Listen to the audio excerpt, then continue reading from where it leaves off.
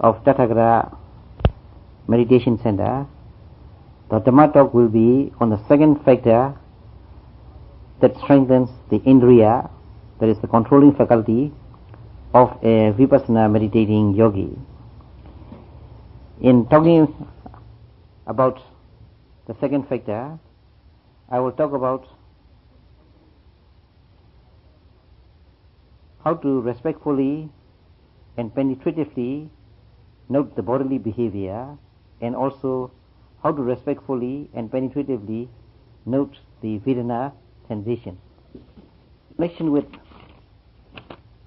strengthening the Indriya, the Tathagata teachers, that is commentary teachers, said that in noting, one must note very respectfully and one must note with very penetratively, that is with fixed attention. And in noting that way, in the first factor, I have told you that the mind should be, one's mind should be inclined towards the cessation of the phenomena, that is towards the ending of the phenomena. In number two, not only that one's mind must be inclined towards the ending of the phenomena, one must also note very respectfully and very penetratively. Now I will talk about how to note the bodily behavior and also how to note the Vedana sensation. Now, in order to be able to note respectfully and penetratively, I will tell you a motto that is written by the Mahasi Sayadaw. The motto is, "To do noting requires respectful and penetrative mind." It was expounded by the commentary teachers that in order to note the bodily behavior respectfully and penetratively, one must, there are three types. Sitting is one type, walking is another type, and general detail noting is the third type. Now we'll talk about sitting meditation. Choose a quiet place. There sit cross-legged with the head and waist straight. Close your eyes and keep your mind on the abdomen and inhale. And then note from the beginning of the rising to the end of the rising. Similarly, when you exhale, you note from the beginning of the falling to the end of the falling. Then you have rising and falling and rising and falling. While doing this, you must ignore the form and feature of the abdomen. You must only note the rigidity. You must only have in mind the rigidity and push that you experience in your abdomen. The abdomen is piñata, and you don't have to note it. You have only to note the rigidity, which is vayo paramat. Piñat is namesake, it's a convention, and paramata is the absolute truth. So you got to note only the absolute truth and not the convention nor the namesake. And you must try hard to note as much as you can. Similarly, when the abdomen is falling, you got to note the movement inside, which goes on decreasing, and you must penetratively note it. You note the movement, which is paramata, that is, which is the absolute truth. You have to note so that you know it, and you note rising and falling, rising and falling. And while you are noting rising and falling, if you are concentration is not mature, then you note rising, falling, and touching. And while you are noting rising, falling, and touching, you must ignore the form and feature, but you must only note this stiffness or the tenseness, which is piñata, that is, which is the absolute truth. Which is paramata and which is absolute truth. You should not note the piñat portion. Sometimes there is a hardness, sometimes there is heat. Hardness is patawi, that is earth, and the heat is tezo, that is heat. The hardness and heat are paramat and not piñat.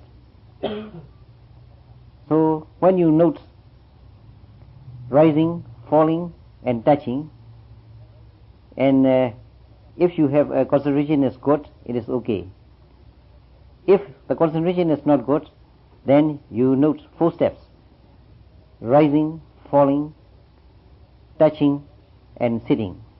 And while doing this, you should ignore the form and feature of your head, your body, your arms, and your leg. What you should note is the tenseness, the characteristic of the tenseness you should note, and this is paramata. So you must note the paramata and not the piñata. That is, you must note the absolute truth and not the namesake nor the convention. If the 4 step is okay for you, take 4 steps. If 3 step is okay for you, take 3 steps. If 2 step is okay for you, take 2 steps. Now I will talk about how to note respectfully and penetratively. First, I will tell you how to note respectfully. That is, if you keep your bodily behavior slow, gentle, and delicate, that is, you are noting it very respectfully. And number 2, I will tell you how to meditate penetratively. There are 2 points in how to meditate penetratively. The first point is that your mind must be right on the present, right on the moment. That is number 1. Number 2, you must know the absolute truth, that is the paramata. So, if you go on noting respectfully and penetratively, you will be able to find Dhamma quite often. You must never take the piñat, but you must take only the paramat. In our body, in our khanda, in our aggregate, the piñat and paramat stays together. They are mixed. In the paramat, you can see the things, you can touch the things.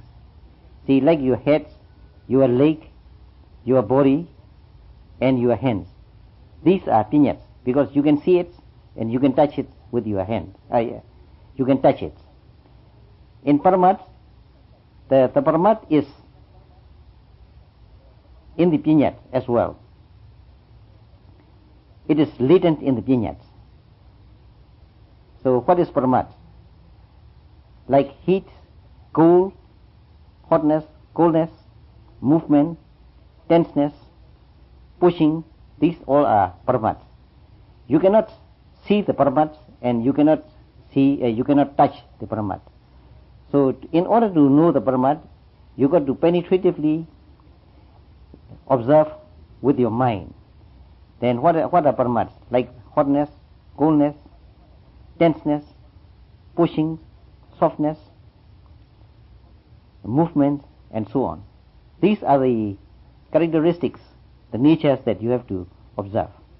So when you observe only the paramata, the absolute truth, and not the piñatas, the convention, or the namesake. Now I will give you a motto about it.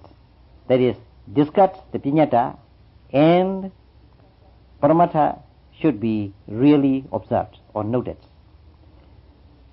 Like hotness, coldness, pain, these are all paramata, and you must always discard the piñata but note the paramatas.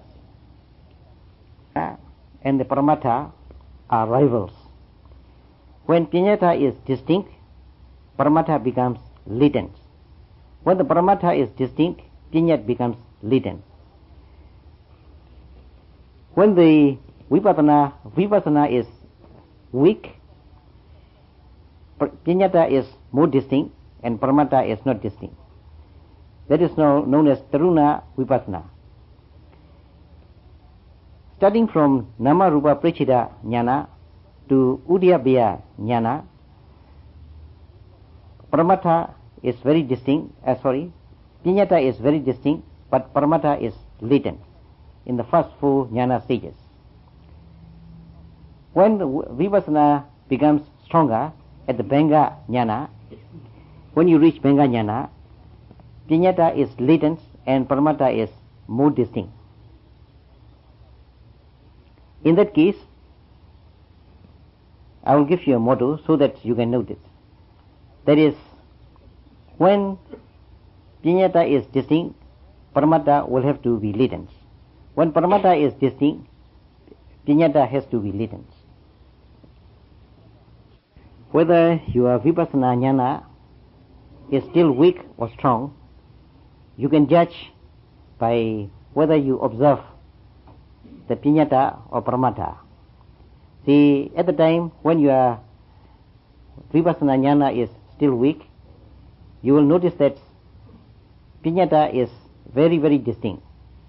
But gradually, as your jnana becomes more mature, and if you reach the Bhanga stage, then Piñata becomes indistinct and Paramatha becomes more distinct.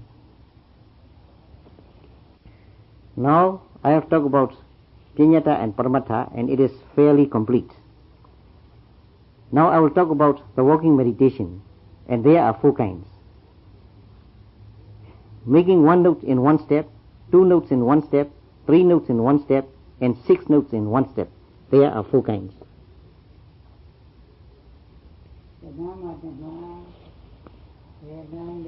Now let us start with 1 note for 1 step, 1 note in 1 step. That is, you are taking the left leg 1 step, or you are taking the right leg 1 step. Each time you take 1 note each. The leg itself is Piñata, that is the convention. So you don't think about your leg, you only think about the movement of the leg. That is Paramatha. To 2 notes for 1 step. That is lifting and dropping, lifting and dropping. While you lift, it moves upwards, and when you drop, it moves downwards.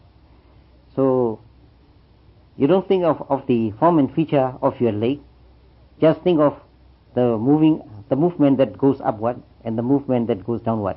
The movements are Paramatha, that is the absolute truth, and the form and feature of your legs are Piñata, that is the convention. 3 notes in 1 step. That is, you lift your feet, that is, and note there. You move your feet forwards, note there, and you drop your feet, that is putting down your feet, you note there. While you note these things, you discard the form and features of your leg, because the form and feature of your leg is nothing but Piñata, that is the convention, that is the namesake. What you should note is the gradual going up of your leg, gradual moving forward of your leg, and the gradual moving down of your leg. And these movements are Paramatha, these are absolute truth, and these absolute truth should be noted, and not the Piñata. If you do not discard the Piñata, that is, if you do not discard the form and features of your leg, sometimes you may think that your notings are very good, but it will be very difficult to realize the Dhamma, that is, to realize the true nature of the phenomena. Piñata, the namesake, has something to do with samatha, that is concentration, and it has nothing to do with vipassana, insight meditation. When you note in such a way that it is right at the present moment. Then only you will be able to find Dhamma. If you do not do that, you cannot find Dhamma. Even if you miss just a hair's breadth or just 1 second, the Dhamma is not there anymore. The Dhamma is gone. That is, the true Nichaya is gone, and the true Nichaya is not there anymore. So, if you are noting the 3-step, one step, 3 notes noting, you must fix your attention on a series of movement when it is lifting upwards, and the series of movement when it is going forward, and series of movements when it is going downwards. Only when your attention is fixed or focused on the very present moment, then you will find the characteristics of the nama and the rupa, that is, the characteristic of the mind and the body. When you can note right at the present moment, and if you also know the Paramatha or the absolute truth, then you will see the Dhamma right away. Like when you note the lifting of the feet moving forward and the feet dropping down to the floor. If you are able to discard the form and feature of the feet, and if you can observe the upward movement of the feet while you are lifting it, and also the series of upward movement, then you will find Dhamma very easily, and we can see that you are finding the Dhamma. Similarly, when you let your feet move upwards, you will notice that it becomes lighter and lighter. You do the same when you move your feet forward. It becomes lighter and lighter, and it moves forward. When you drop down, it becomes heavier and heavier. When you lift your feet, it becomes lighter and lighter, and it goes up. That is nothing but Tejo and Vayo. Tejo is gaseous and gaseous element, and it is also the fire element, and it is also the element that has something to do with lightness. And Vayo is the air element, and it has something to do with lightness. When you move your feet forward, it becomes lighter and lighter, and it moves forward. When you move your feet downwards, it moves slowly downwards, and it becomes heavier and heavier. The heaviness is nothing but Patavi and Avo. Patavi is the earth element, and it is hardness, and it is heaviness. Vayo is water element, and it is also the element that has something to do with hardness. If you experience these things, then you are finding the Dhamma. Now, it is good to note how the Dhamma is found. I will give you a motto. Te and Va are 2 elements, and in it the lightness is distinct. Te, is Tejo, and Va, is Vayo. I had already explained to you the meaning. Pa and are 2 elements, and in that heaviness is distinct. Pa is Patavi and A is Avo. Now that you get the distinct 4 elements, the distinct 4 elements, you have heard about it since your younger days, but now you find it yourself. And this is known as Mahabhuta, that is great and distinct happenings. Now, 3 notes in 1 step is fairly complete. So we'll go to 6 notes in 1 step. That is beginning of lifting, the end of lifting.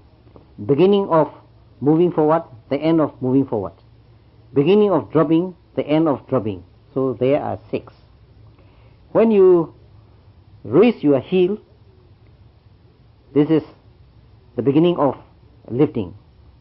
When you lift your toes as well, that is the end of lifting. And then when you start moving forward, it is the beginning of stepping forward.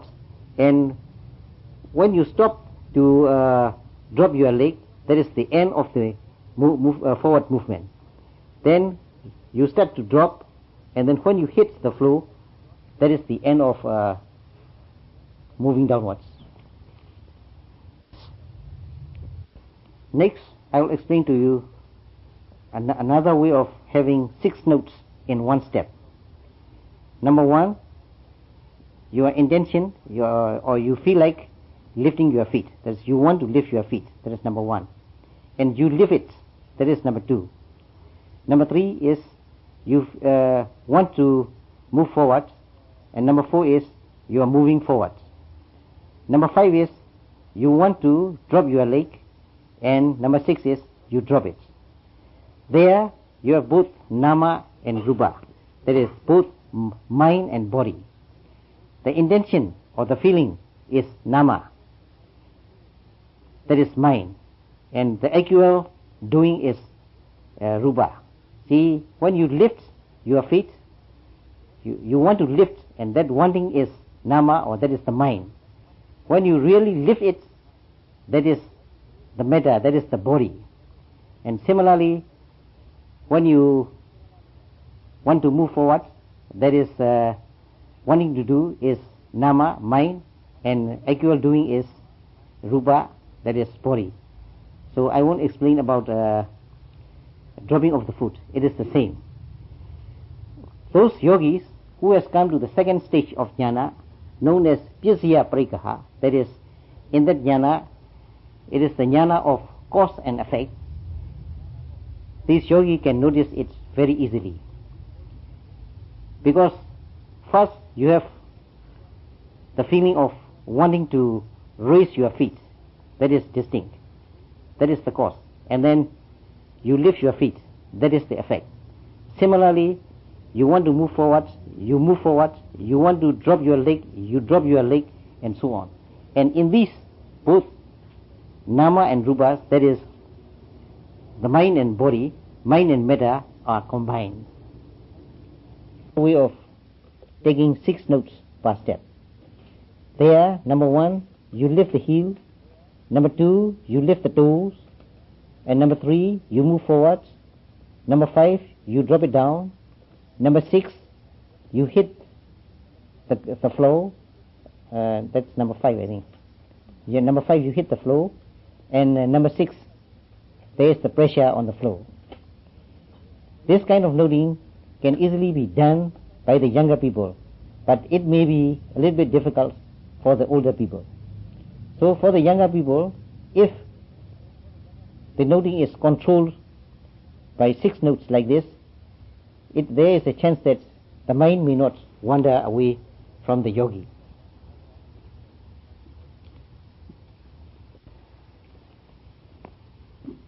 Now, my previous explanation is fairly complete, so we'll go to another topic, that is the general detail noting. I will give you only 2 today because we have not much time left, so the rest will be given tomorrow. Now,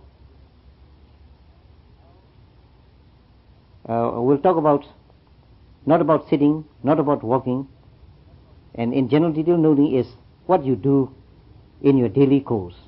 Like you're going to the dormitory and you open the dormitory door, you close the dormitory door, and you keep the bed sheets, you wash your clothing, and during eatings, during drinkings, and so on. Now today, let me tell you about rising from the sitting position, and also the sitting position. Now you yogis are sitting and meditating, and when the time is up, you are going to rise up. Don't rise up suddenly. you close your eye and you keep your mind on your body, and you will feel that you want to rise, and so on. Please note it. So before you rise, what you do is you bend your body forward. So you know that you are bending your body forward. And then you keep both your hands or one of your hands on the floor to support you. Then you note that too. And then you note your body rising slowly upwards. And don't note rising, because if you note rising is nothing but a piñata, that is the convention of the vocabulary. What you must note is the gradual movement upwards. And the gradual movement upwards is paramattha, that is the absolute truth. So there are two things that you should note, that is wanting to rise and rising and so on. Now I will talk about the sitting down business. Now when the yogi arrived in this hall, he or she got to sit. When he arrived at the sitting place. So don't sit down very quickly. You must see that there is a feeling of wanting to sit down, and you must give a special care to that. You have been sitting many a times like this without noting. Now you can have, if you are careful, you will realize that first there is a feeling that you want to sit. So you note you want to sit, and you want to sit.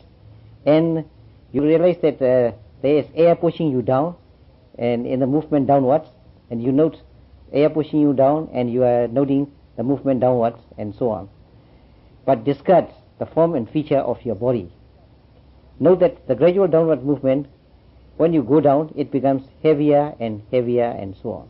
If you note that way, it will become very easy, and you start from the very intention, you start from the very feeling that you want to sit down. That feeling is also very important.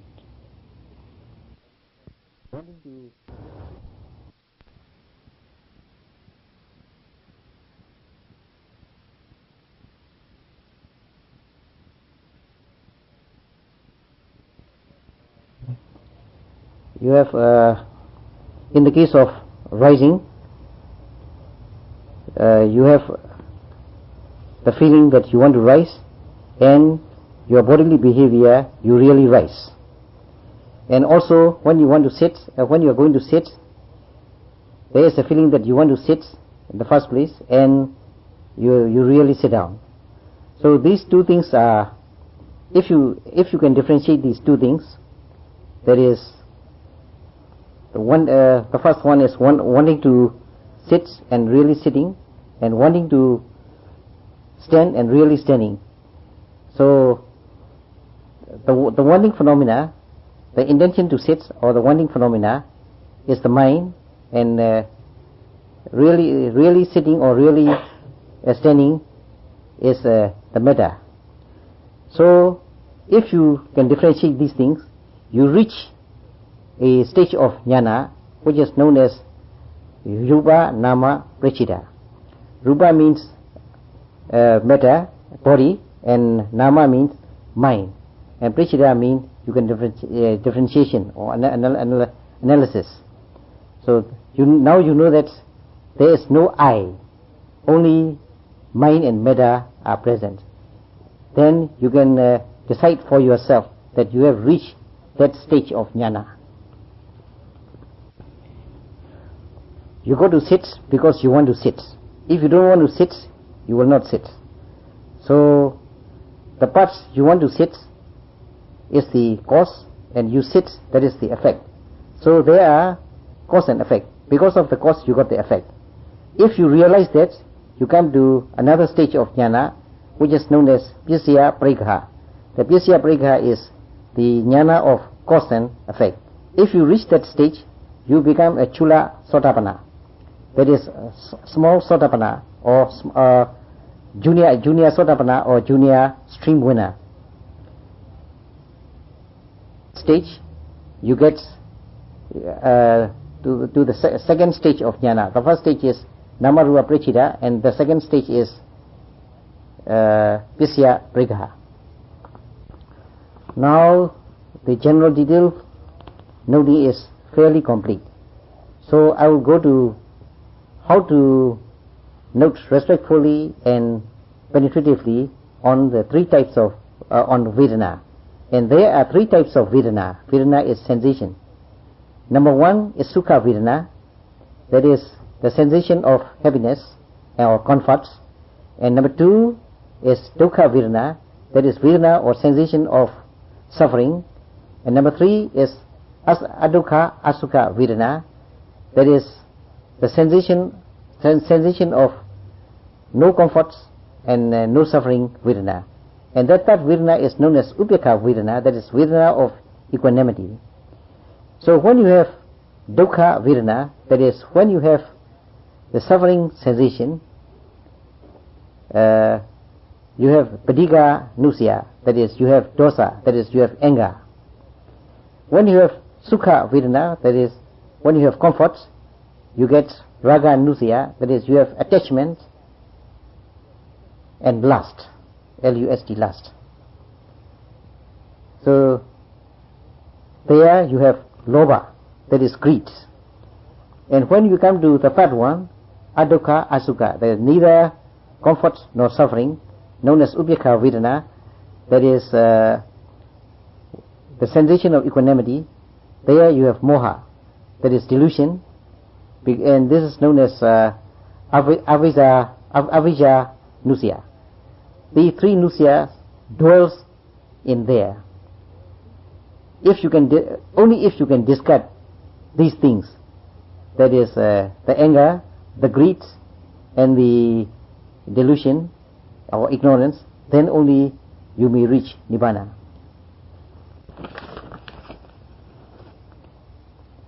Now first we talk about Dukkha Vedana, that is the suffering sensation. In that suffering sensation, Padiga Anusaya dwells in it. In order to discard the Padiga Anusaya, you got to note carefully the Dukkha Vedana or suffering sensation. Padiga Anusaya, as I explained to you, is nothing but dosa, and that is anger. So when you sit for meditation, and when you reach a stage known as Samasana, that is the stage where you realize the three characteristics, Anicca, Dukkha and Anatta, there are plenty of sufferings for the yogi at the stage. This is the third stage, the stage where you realize Anicca, Dukkha and Anatta. So there are three ways of discarding the Dukkha, noting to discard the Dukkha. The first way is you are going to note it until the Dukkha disappears or the suffering disappears. The second method is you will note by fighting against the suffering with a very aggressive manner. The third way is you just note the actual nature of the sensation or the feeling. And the third way is there are therefore three ways of noting to discard Dukkha. You should not take the first method, because in the first method you are noting with the intention to get rid of the Dukkha Vedana. So there is a lobha in it, because you want to have it cured. So there is a lobha in it. But in Vipassana, you must note in such a way that there should be no lobha. If the lobha is in it, and if every note is accompanied by lobha, it means every note is accompanied by kilesa. If defilements, if every note is accompanied by lobha or greed, then you will not experience the Dhamma. If you do not experience the Dhamma, there will be no progress of Dhamma. And if there is no progress of Dhamma, well, you cannot attain Megaphala or Nibbana, or the noble Dhamma. Lord Buddha said, when you note the Vedana, you should not note in such a way to get rid of it. You should note so that you know the actual nature of the Vedana. If you do not do such a way, the progress of your jnana will be very slow. Methods, the yogi becomes aggressive and he tried to get rid of the Vedana sensation by fighting against it. If you do it that way, you have dosa, that is anger, you have domanassa, that is displeasure. When you meditate vipassana meditation, we meditate in such a way that we can get rid of dosa and domanassa. But now, the dosa, anger and domanassa displeasure accompanies every noting. So, it is not good. If it happens like that, as I explained to you before, well, there will be no experiencing of the Dhamma and no progress of insight and so on. We come to the third methods. In the third methods, you note in such a way that you know the real characteristics of your Vedana, of your sensation, of your feeling. Mahasi Sayadaw said, only if you know the nature, you will see Udiyabhaya. Udiyabhaya contains two parts, Udiya and Vaya. Udiya means arising and Vaya means perishing. So in order to reach that stage, that is the number 4 stage, see, you must note the Vedana sensation, your sensation in such a way that you know the nature and the characteristics of the Vedana. For the yogis, beginning yogis, it is generally Vedana that you see, and sometimes it is very intense. But you must be very patient. There is a saying that only when you are patient you can go to Nibbana. So if you are patient, you get concentration, and if your concentration is good, your jnana or your knowledge of wisdom can be attained, and then only you will attain the noble Dhamma. That is, only if you are patient. When the dukkha vedana, that is, the suffering sensation, is very distinct, the yogi feels very unpleasant. Sometimes the yogi is anxious whether this vedana is going to last for the whole sitting. Sayadaw said, don't be anxious. When sometimes the vedana or sensation is intense, the yogi tends to tense the yogi's mind as well as making his or her body tense. So you should not make your body tense, you should not make your mind tense. When the vedana is intense, that is, when the sensation is intense, you just relax your mind and relax your body.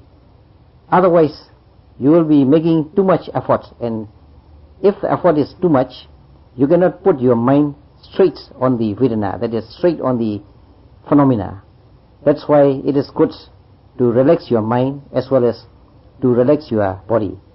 And then you try to note carefully whether the pain is above the flesh, inside the flesh, or in the bones, or in the bone's marrow, and so on. Then you will note carefully whether you have pain, you have vibrations, you have itches, you have dizziness, and so on.